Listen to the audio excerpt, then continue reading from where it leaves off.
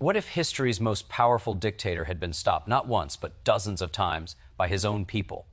Imagine sitting in a room where a ticking briefcase lies just inches from Adolf Hitler, seconds away from changing the fate of World War II. From a lone carpenter carving a bomb into a beer hall pillar, to wounded officers risking everything inside Hitler's secret bunker. These are the forgotten moments when courage nearly rewrote history. In the next few minutes, you'll witness true stories of bravery, betrayal, and shocking near misses that almost ended the Third Reich before its final collapse. And trust me, the last attempt will leave you speechless. We'll explain everything in this video step by step. Don't skip it. In the dark heart of the 20th century, when fear ruled Europe and millions marched under the shadow of a single man's ambition, there were those who chose a different path. They were soldiers, students, aristocrats, workers, and even loyal officers, men and women who believed that history could still be changed with one decisive act. This is not only the story of Adolf Hitler's rise to power, it is the story of those who tried again and again to stop him. To understand these assassination attempts, we must first understand the atmosphere in which they were born. Nazi Germany was not merely a dictatorship. It was a system fueled by propaganda, terror, and blind loyalty. Speaking against Hitler could cost you your freedom. Plotting against him could cost you your life, and often the lives of your family as well. Yet despite this overwhelming danger, resistance existed, quietly gathering strength beneath the surface. One of the earliest attempts came not from powerful generals, but from an ordinary man. In November 1939, just weeks after World War II began, a German carpenter named Georg Elser planted a bomb inside Munich's Burgerbraukeller beer hall. Hitler was scheduled to give a speech there to commemorate the failed beer hall putsch. Elser worked alone, carving a hidden compartment into a pillar over many nights, setting a timer with painstaking precision. He was driven by a simple belief that killing Hitler would prevent the coming catastrophe of war. The bomb exploded, but fate intervened. Hitler had left the hall just minutes earlier due to a change in his travel plans. The explosion killed 8 people and injured dozens, but the man it was meant for survived. Elser was captured, tortured, and eventually executed. His name would remain largely unknown for years, yet his act stands as one of the earliest signs that not all Germans followed the dictator willingly. As the war expanded and the brutality of the Nazi regime grew more evident, resistance began to emerge within Hitler's own military. Many German officers had initially supported him, believing he would restore national pride. But as they witnessed the horrors of the Eastern Front, the mass executions, the devastation of entire cities, some began to question their loyalty. Among these officers were members of the Abwehr, Germany's military intelligence service. Admiral Wilhelm Canaris and Colonel Hans Oster quietly organized resistance networks. They sought not only to assassinate Hitler, but to overthrow the entire Nazi system. Plans were made to arrest Nazi leaders and negotiate peace with the Allies. Yet these early conspiracies often collapsed due to fear, hesitation, or betrayal. The Gestapo's reach was long, and suspicion lurked everywhere. One particularly daring plot involved Colonel Henning von Tresckow. Serving on the Eastern Front, Tresckow believed that Germany's honor could only be restored by removing Hitler. In March 1943, he arranged for a bomb disguised as a bottle of liquor to be placed aboard Hitler's airplane. The device was set to detonate mid-flight. But once again, luck protected the dictator. The bomb failed to explode due to freezing temperatures in the cargo hold. Tresckow refused to give up. He and his fellow conspirators continued searching for opportunities, even as Germany's military situation worsened. They were motivated not by personal gain, but by a desperate hope to end a war that was destroying Europe and their own nation. The most famous and dramatic attempt came on July 20th, 1944, an event now known as Operation Valkyrie. By this point, the tide of the war had turned against Germany. Allied forces had landed in Normandy, and the Soviet Union was pushing westward. Within the German officer corps, frustration and despair were growing. Colonel Claus von Stauffenberg emerged as the central figure in this final and bold conspiracy. A decorated officer who had been severely wounded in North Africa, losing an eye and a hand, Stauffenberg believed that killing Hitler was a moral necessity. He and his co-conspirators developed a plan to use an existing emergency protocol, Operation Valkyrie, to seize control of the German government after Hitler's death. On that fateful day, Stauffenberg carried a briefcase containing a bomb into a Military conference at Hitler's Wolf's Lair headquarters in East Prussia. He placed the briefcase beneath the table near Hitler and quietly left the room. Moments later, the bomb exploded, destroying the conference room and killing several officers. For a brief, electrifying moment, it seemed that history might change. Reports spread that Hitler was dead. Conspirators in Berlin began initiating their plan to overthrow the Nazi regime. But the miracle they had hoped for did not come. Hitler survived with relatively minor injuries, protected by the thick oak table and the briefcase being moved slightly away from him. Once news of his survival reached Berlin, the conspiracy unraveled rapidly. Loyal Nazi forces regained control. Stauffenberg and several co-conspirators were arrested and executed that very night. In the following weeks, thousands of suspected conspirators were imprisoned, tortured, or killed. Show trials were held to humiliate them before their executions. Families were punished and entire networks were dismantled. Yet even in failure, these assassination attempts carry profound significance. They reveal that resistance existed within Germany itself, that not all who wore the uniform of Wehrmacht or lived under Nazi rule were complicit in silence. These men and women were flawed, often divided, and sometimes motivated by complex reasons. But many were united by a belief that the world could not continue under Hitler's tyranny. The story of these assassination attempts is not simply about missed opportunities or narrow escapes. It is about courage in the face of overwhelming power.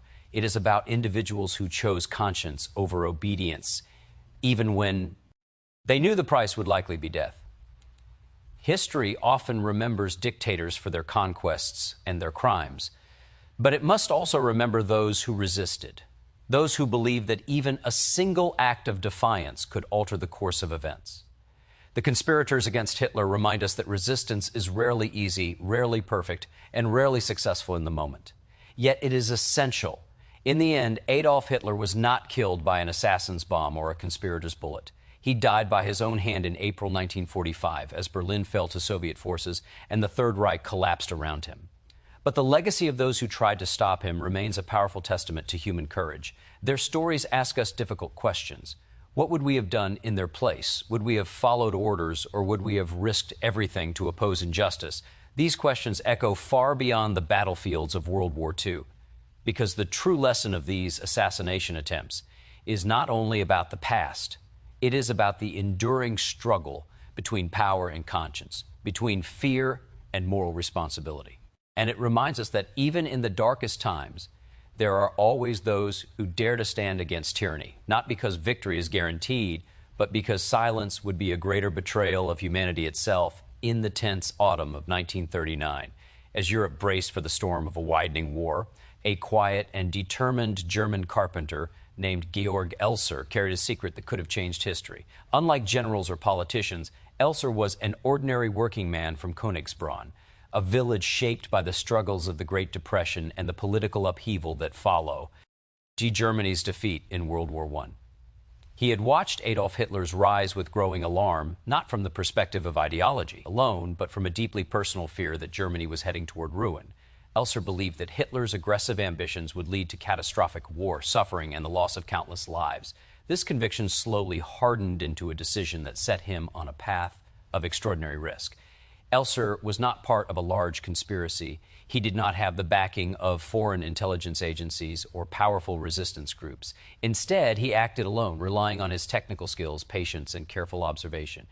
He knew that every year on November 8th, Hitler returned to Munich's Burger Brockheller beer hall to deliver a speech commemorating the failed beer hall putsch of 1923, a symbolic event that marked the early days of the Nazi movement. The predictability of this annual ritual presented an opportunity that Elser believed he could exploit. Months before the planned attack, Elser moved to Munich and began studying the beer hall's layout. He attended events there, quietly measuring distances and noting the structure of the pillars and the schedule of speeches.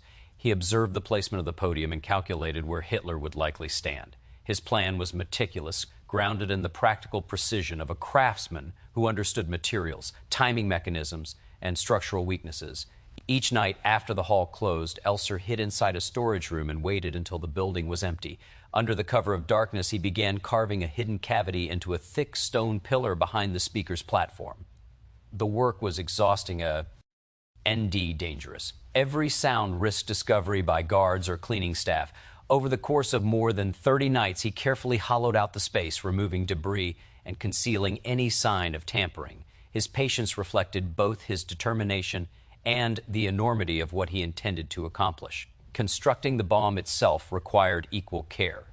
Elser had access to explosives through his work in a quarry, and his knowledge of mechanical devices allowed him to design a complex timing system. He built a dual timer mechanism intended to ensure detonation at precisely the right moment during Hitler's speech. The device was powerful enough to destroy the area around the podium, collapsing the heavy ceiling and maximizing the chance of killing its intended target. Throughout the preparation, Elser lived a double life. To those around him, he appeared to be a quiet laborer, keeping to himself and avoiding attention. In reality, he was carrying out one of the most daring solo assassination attempts in modern history. His motivation was neither fame nor political ambition. He later stated that he wanted to prevent war and spare innocent people from suffering. He believed that removing Hitler would create an opportunity for peace, or at least halt the regime's destructive path. By early November 1939, the bomb was ready. Elser installed it inside the hollowed pillar, carefully sealing the compartment so that it blended seamlessly with the surrounding structure. He set the timer for the evening of November 8th during Hitler's annual speech. After completing the installation, he left Munich and began making his way toward the Swiss border, hoping to escape before the explosio occurred. On the night of the speech, the beer hall filled with party members and supporters. Hitler arrived as expected, but an unexpected development changed the course of events. Due to poor weather conditions that prevented his usual flight back to Berlin, Hitler decided to shorten his speech and leave earlier than planned to catch a train. He departed the hall approximately 13 minutes before the bomb was set to detonate. At 9:20 p.m., the device exploded with devastating force. The pillar shattered and the ceiling collapsed onto the audience below. 8 people were killed and more than 60 were injured. The blast tore through the hall, leaving destruction and chaos in its wake. Rescue workers rushed to the scene, pulling survivors from the rubble, while Nazi officials scrambled to assess what had happened. Meanwhile, Elser attempted to cross into Switzerland, but was arrested by border guards near Konstanz. Initially suspected of smuggling, he was found carrying suspicious items, including wire cutters, sketches, and parts related to the bomb's construction. As news of the Munich explosion spread, investigators connected him to the attack. He was taken into custody and subjected to intense interrogation by the Gestapo. Nazi authorities refused to believe that a single individual could have carried out such a sophisticated operation. They searched for evidence of a larger conspiracy, suspecting British intelligence or internal resistance networks. Elser endured brutal questioning and torture, yet he consistently maintained that he had acted alone. Eventually, forensic evidence and his detailed confessions convinced investigators that he was indeed the old planner and executor. Hitler himself visited the destroyed beer hall shortly after the explosion, presenting his survival as proof of destiny and divine protection. Nazi propaganda portrayed the failed assassination as an act of foreign aggression, using it to strengthen internal security measures and justify further repression.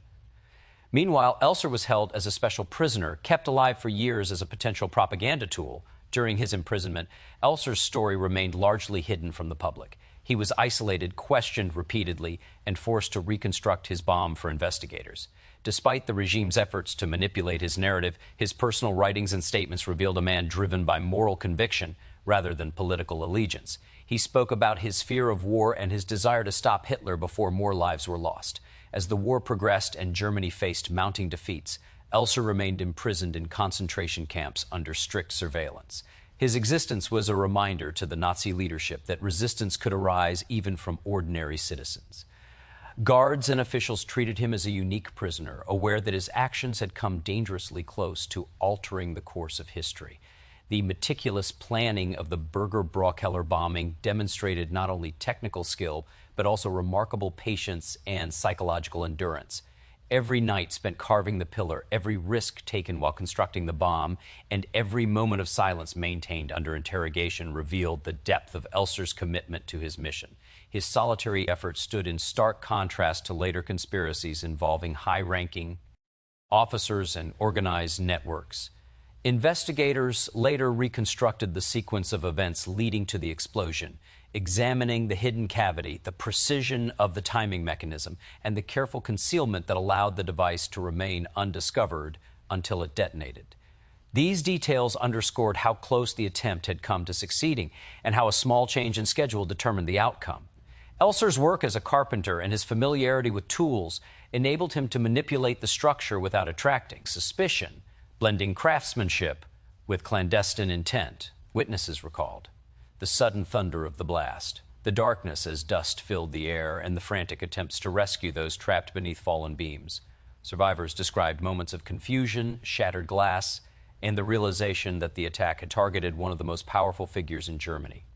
Officials moved quickly to seal off the area while rumors spread through Munich about what might have happened if Hitler had remained at the podium just a few minutes longer.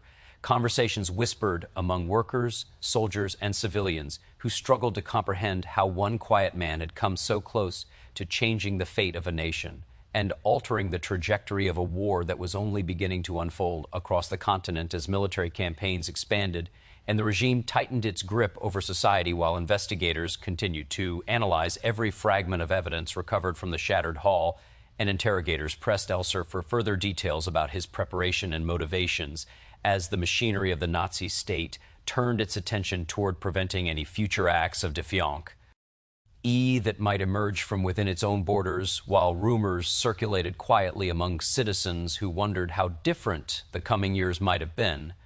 Had the speech lasted just a little longer, and the echo of that single explosion continued to ripple through conversations held in hushed voices across Germany's cities and villages, while authorities intensified surveillance over workers, craftsmen, and travelers moving between regions searching for signs of hidden resistance networks that might have been inspired by the same fears and convictions that had driven a solitary carpenter to risk everything in an attempt to stop a war before its full devastation had even begun to reveal itself across Europe's battlefields and shattered towns as trains carried soldiers toward distant fronts. And the memory of that November night lingered among those who had witnessed the destruction firsthand and among those who only heard about it through tightly controlled news reports that emphasized loyalty and vigilance, while the reality of one man's calculated defiance remained largely concealed beneath layers of propaganda and secrecy as officials documented the engineering of the bomb and debated the psychological profile of the attacker, while guards watched over their unusual prisoner whose quiet demeanor contrasted with the violent act that had nearly altered history's course and whose story remained hidden behind prison walls as the war intensified and the consequences of decisions made in Berlin spread outward into every corner of the continent, where families waited anxiously for news from the front and workers continued their routines under the constant presence of banners, speech, and the growing shadow of a conflict that seemed unstoppable, despite the desperate attempt carried out within the walls of a Munich beer hall months earlier, when a single explosion had briefly opened a window into a different possible future that closed almost as quickly as it had appeared, while the regime strengthened its internal controls and investigators compiled reports detailing every step Elser had taken from his arrival in Munich to the final adjustments made to the timing mechanism hidden within the carved pillar just hours before he slipped away from the city,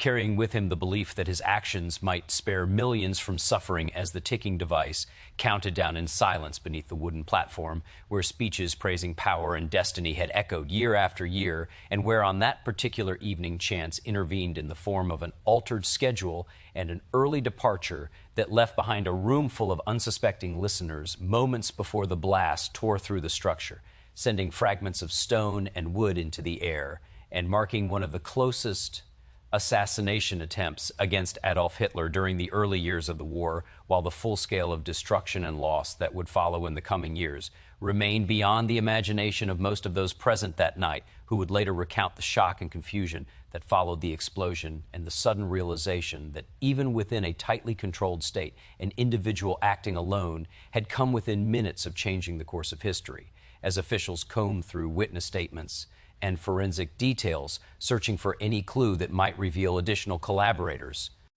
ND methods. Colonel Hans Oster, one of Canaris's closest associates, became a key figure in these clandestine efforts. Oster was deeply disturbed by the erosion of legal norms and the growing influence of the SS and Gestapo. He began quietly building a network of like-minded officers who shared concerns about Hitler's aggressive foreign policy and the increasingly radical direction of the state. The turning point for many conspirators came during the Sudeten crisis of 1938, when Hitler threatened war against Czechoslovakia. Several senior German generals believed the army was not prepared for a major conflict against Western powers. They feared that Hitler's reckless decisions could lead to disaster.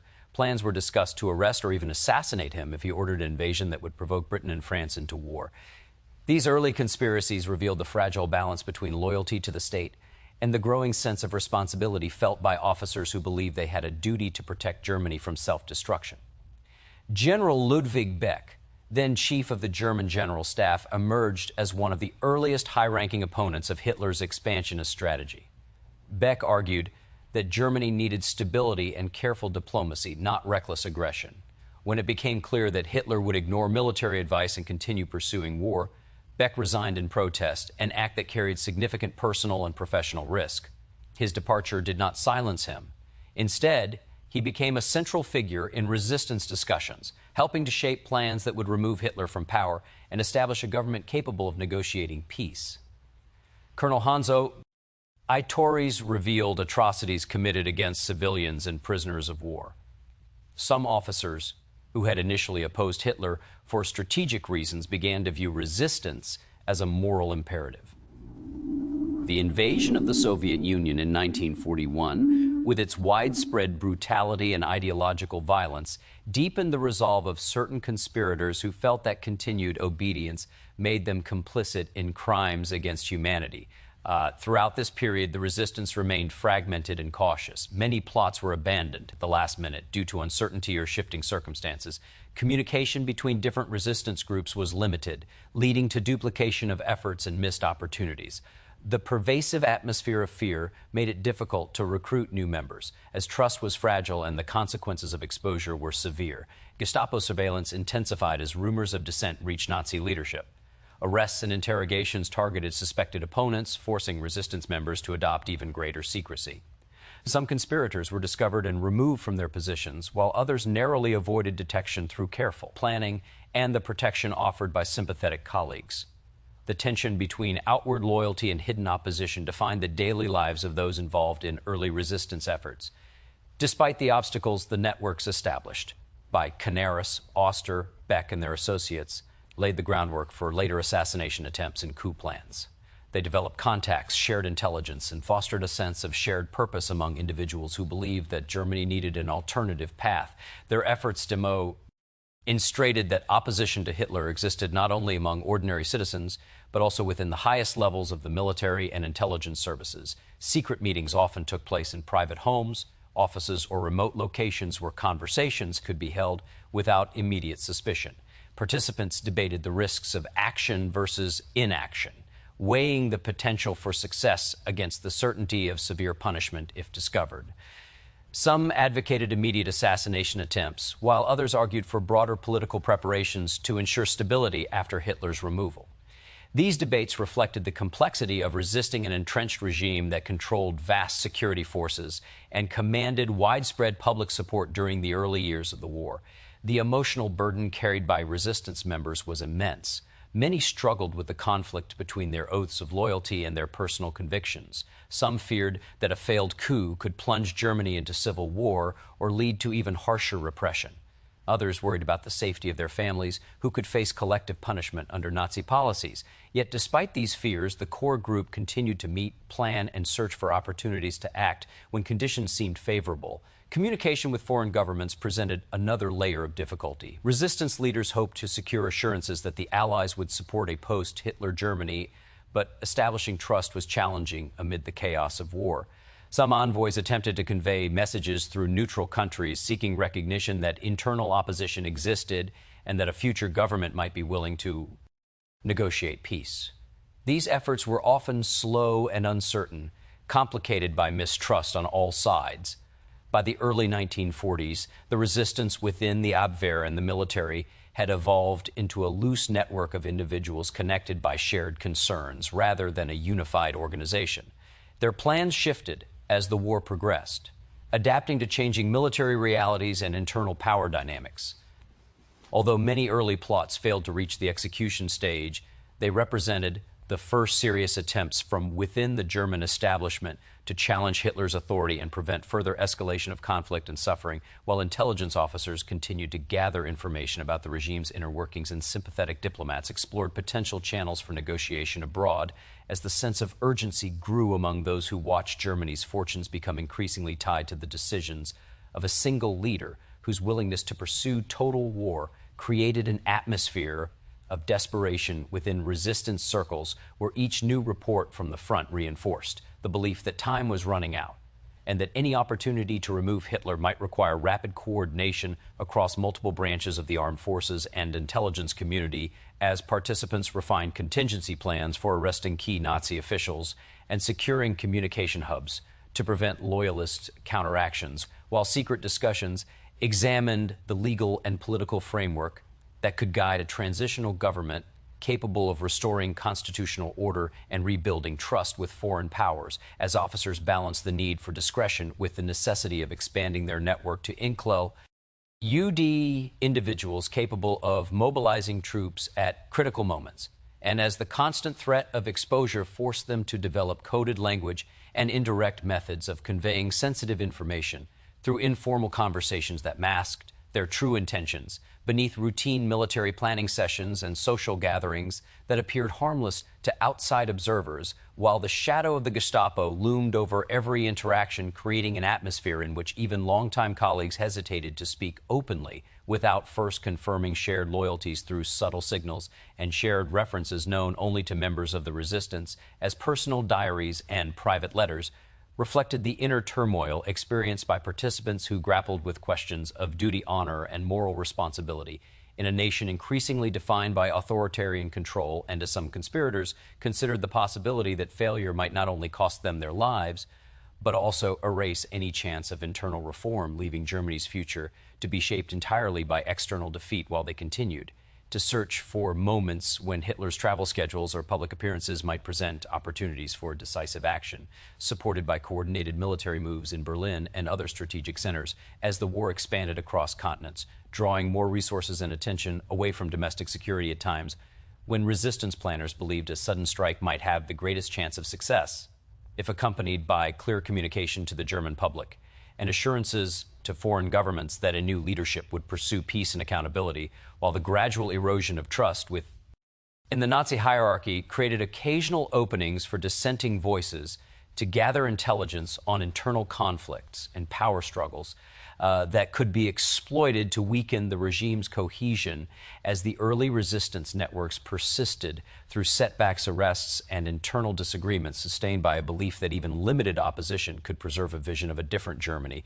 beyond the grip of dictatorship and total war, as their quiet efforts continued beneath the surface of a society mobilized for conflict, and as each passing month brought new challenges, new fears, and renewed determination among those who had chosen to oppose the path set by Hitler, despite the overwhelming risk that defined every step they took within the corridors of power and secrecy, where whispers of conspiracy coexisted with public displays of loyalty, and where the tension between obedience and conscience shaped decisions that would influence later and more dramatic attempts to end the rule of a regime that had come to dominate nearly every aspect of German life and governance, while the foundations laid by these early conspirators would eventually merge with broader plots developed by officers and civilians who inherited both the hopes and the hard lessons learned from years of cautious planning and unrealized opportunities within the hidden world of resistance that operated in the shadows of the Third Reich's expanding war machine and tightening control over the nation's institutions and population.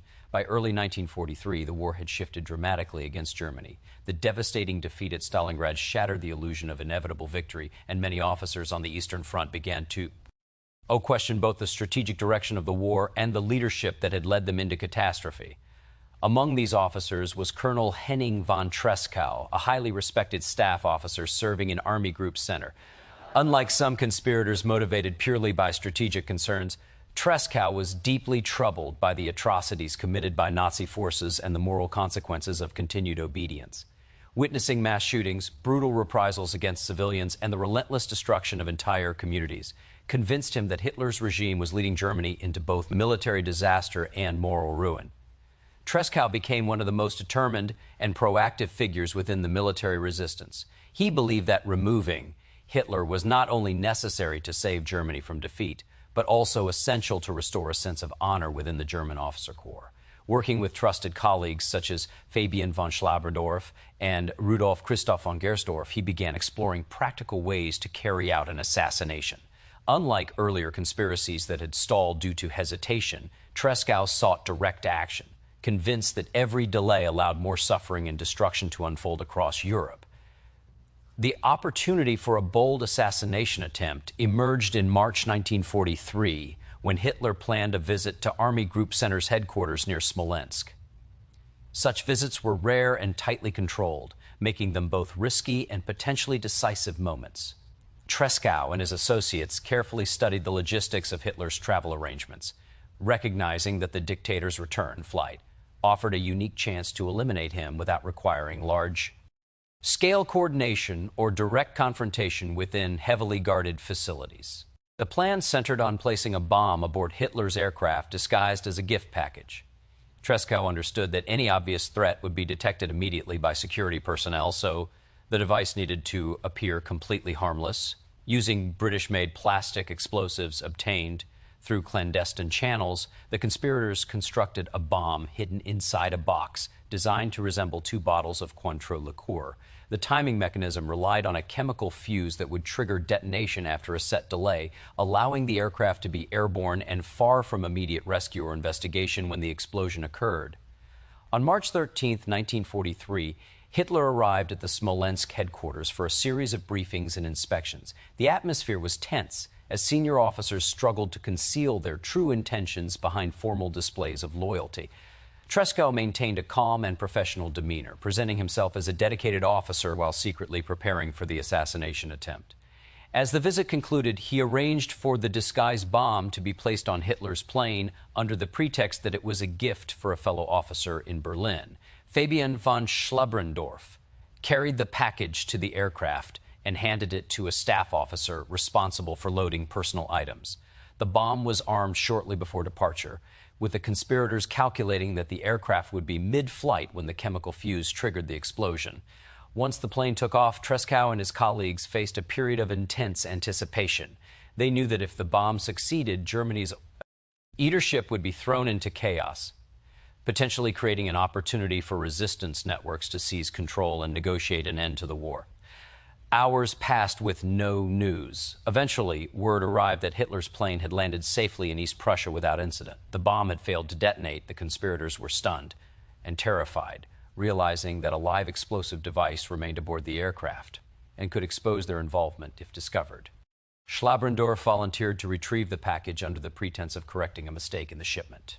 Acting quickly and with remarkable composure, he recovered the box and disarmed the device before it could be examined by security officials. Subsequent analysis revealed that the bomb had failed due to extremely cold temperatures in the aircraft's cargo hold, which prevented the chemical fuse from activating properly. The failure was a devastating setback for Tresckow and his associates, who had come closer than ever to eliminating Hitler. Yet, rather than abandoning their efforts, they viewed the attempt as proof that decisive action was possible and began planning new strategies almost immediately. Later that same day, another opportunity arose when Hitler attended an exhibition of captured Soviet equipment in Berlin. Rudolf Christoph von Gersdorff volunteered to carry out a suicide bombing by detonating explosives hidden on his body while standing next to Hitler during the tour. Gersdorff armed the bombs with a 10-minute fuse, fully prepared to sacrifice his life to end the dictatorship. However, Hitler moved through the exhibition much faster than expected, leaving before Gersdorff could activate the device. The officer narrowly avoided discovery by disarming the explosives in a nearby restroom moments before security personnel arrived. These back-to-back failures highlighted the immense challenges faced by resistance members attempting to assassinate a heavily protected leader. Hitler's unpredictable schedule, strict security measures, and sheer luck repeatedly thwarted carefully planned operations. Yet the determination of Tresckow and his network remained unshaken. They continued to recruit sympathetic officers, share intelligence, and search for new opportunities, believing that the moral urgency of their mission outweighed the risks. Tresckow's leadership style combined strategic thinking with personal courage. He emphasized the need for coordinated action and clear political objectives after Hitler's removal. The conspirators understood that assassination alone would not guarantee change. They needed a plan to seize control of government institutions, neutralize loyalist forces, and present a credible alternative leadership to both the German people and the international community. These discussions laid the groundwork for later plots, including the more widely known Operation Valkyrie. Life within the resistance network was defined by constant tension. Members communicated through coded messages and trusted intermediaries, aware that a single informant could lead to mass arrests. They balanced their official duties with clandestine activities, attending briefings, drafting reports, and participating in military operations while secretly plotting against the very regime they served. The emotional strain was immense, as many officers struggled with the possibility that their actions could be seen as betrayal by colleagues or family members who remained loyal to Hitler. Tresckow himself became increasingly convinced that failure to act would condemn Germany to complete destruction. He often spoke about the importance of personal responsibility, arguing that officers had a moral duty to oppose criminal orders and prevent further atrocities. His conviction inspired others within the military resistance, encouraging them to take greater risks and pursue more ambitious plans despite repeated setbacks. The failed airplane bombing became a turning point in the evolution of the resistance. It demonstrated both the feasibility of direct assassination attempts and the need for more reliable technical solutions. Conspirators began experimenting with different types of explosives, timing mechanisms, and delivery methods. They also expanded their network to include officers stationed in Berlin, where control of communication centers and government ministries would be essential in the aftermath of any successful attack. Despite the danger, Tresckow maintained a reputation as a competent and disciplined officer, allowing him to avoid suspicion for a time. He used his position to gather intelligence on Hitler's movements and security arrangements, passing this information to trusted contacts who could prepare future operations. The constant balancing act between loyalty and resistance required extraordinary self-control and careful planning. Within the broader context of the war, the events of March 1943 underscored the growing desperation among segments of the German military leadership. As defeats mounted and the human cost of the conflict escalated, more officers began to question the wisdom of continued obedience. The assassination attempt, though unsuccessful, became a symbol of the possibility that internal opposition could challenge even the most powerful dictator.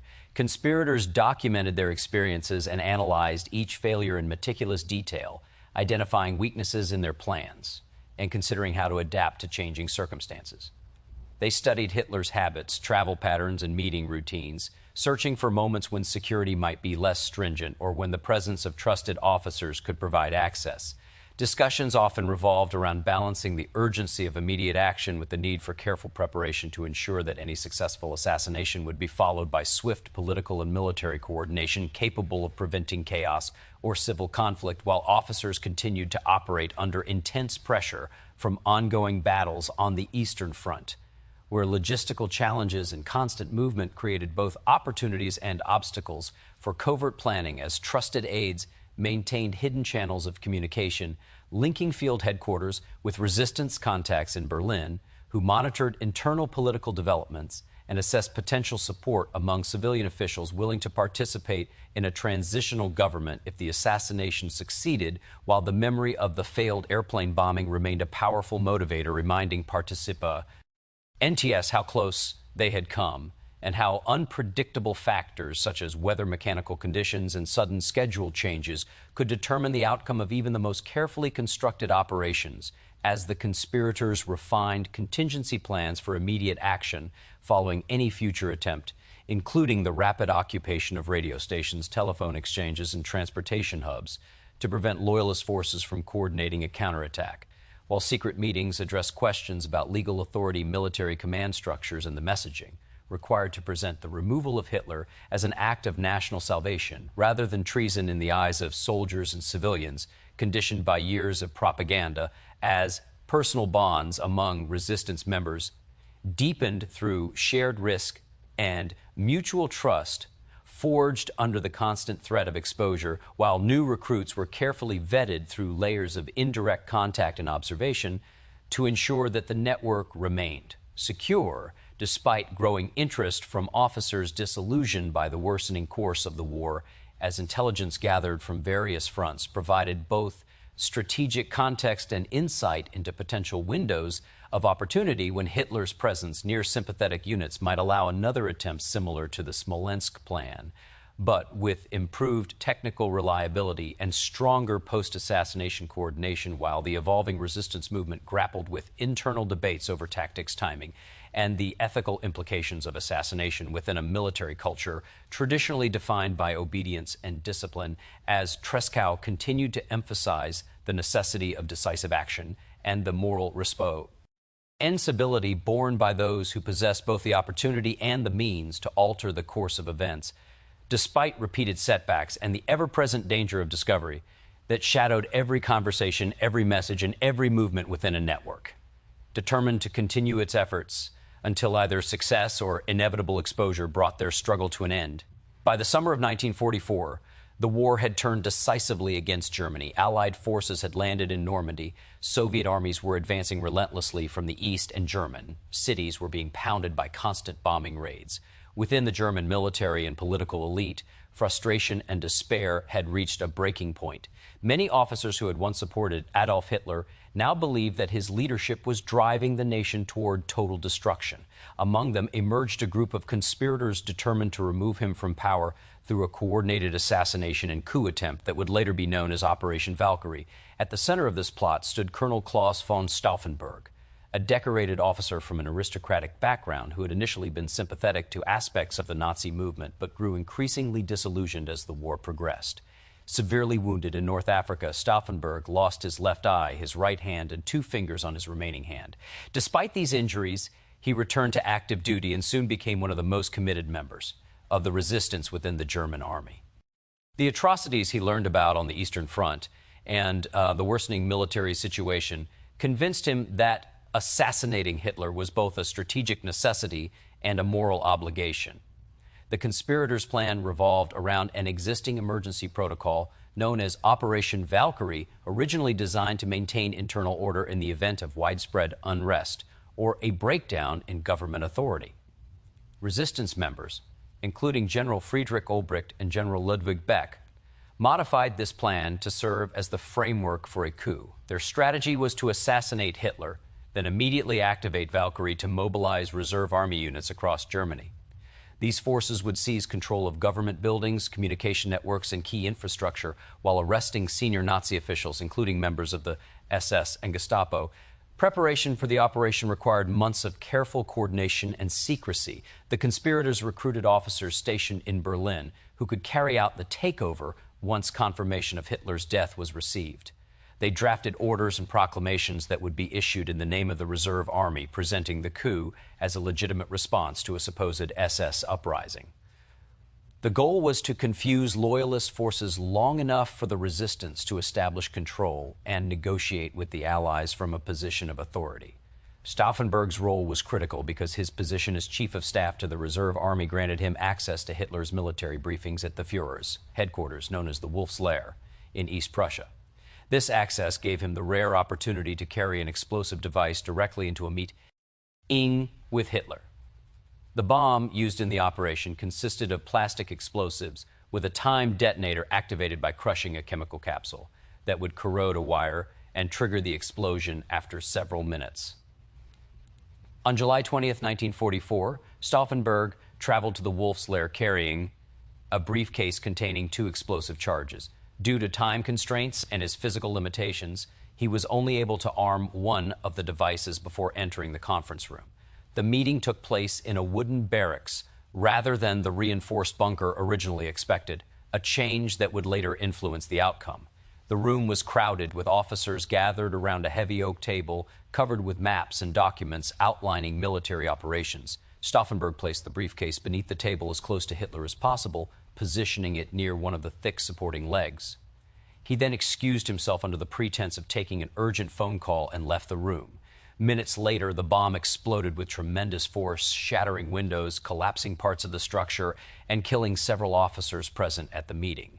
Smoke and debris filled the air as survivors struggled to comprehend what had happened. Believing that Hitler had been killed, Stauffenberg and his aide Werner von Haeften rushed back to Berlin to initiate the next phase of the coup, Initial reports from the Wolf's Lair were confused, and some messages suggested that Hitler was dead or gravely wounded. In Berlin, General Olbricht began issuing Valkyrie orders to mobilize reserve units and arrest key Nazi officials. Soldiers occupied government buildings, cut communication lines, and detained SS officers who were unaware of the true situation. For a brief period, it appeared that the conspiracy might succeed. Resistance members in various cities began implementing their roles, seizing local headquarters, and attempting to establish control over regional commands. Ludwig Beck prepared to assume leadership of a provisional government, while other conspirators drafted announcements declaring the end of Nazi rule and the formation of a new administration committed to restoring order and negotiating peace. However, the success of the operation hinged entirely on Hitler's death, and within hours, confirmation arrived that he had survived the explosion with relatively minor injuries. The briefcase had been moved slightly by another officer, and the thick oak table leg absorbed much of the blast force, shielding Hitler from fatal harm. Once he was able to speak directly with loyal commanders by telephone, the momentum of the coup began to unravel. Confusion spread rapidly among military units receiving conflicting orders. Some commanders hesitated to follow Valkyrie instructions once rumors circulated that Hitler was alive. Loyalist officers in Berlin regained control of key communication centers and began issuing counter-orders. The SS and Gestapo moved quickly to reassert authority, arresting suspected conspirators and securing government buildings that had briefly fallen under resistance control. Inside the Bendler Block headquarters in Berlin, where the conspirators had established their command center, tension escalated as news of Hitler's survival became undeniable. Some officers withdrew their support, fearing the consequences of participating in a failed coup. Stauffenberg and his closest allies attempted to continue the operation, insisting that Hitler must be dead, despite mounting evidence to the contrary. As the night progressed, loyalist troops surrounded the building and demanded surrender. In the early hours of July 21st, Stauffenberg, Olbricht, Haeften, and Colonel Albrecht Merz von Quernheim were arrested by officers who had switched allegiance back to Hitler. They were hastily tried by an improvised court-martial and executed by firing squad in the courtyard of the Bendler Block later that same night. Ludwig Beck attempted suicide but was later executed when his attempt failed. The aftermath of the failed assassination was swift and brutal. Hitler ordered a massive purge of anyone suspected of involvement in the conspiracy. Thousands of people were arrested, including military officers, civilians, clergy, and even family members of those accused. Many were subjected to humiliating show trials before the People's Court, presided over by Judge Roland Freisler, where defendants were mocked and condemned before being executed. Executions were often carried out by hanging with piano wire, filmed for Hitler's personal viewing. The regime used the failed plot as propaganda, portraying it as an act of treason by a small group of disloyal elites. Security measures intensified across Germany, and surveillance of military officers increased dramatically. Units previously considered reliable were scrutinized for signs of dissent, and the SS gained even greater influence within the armed forces. Fear spread among those who had privately supported the resistance but avoided participation, reinforcing the climate of suspicion that defied the final months of the war.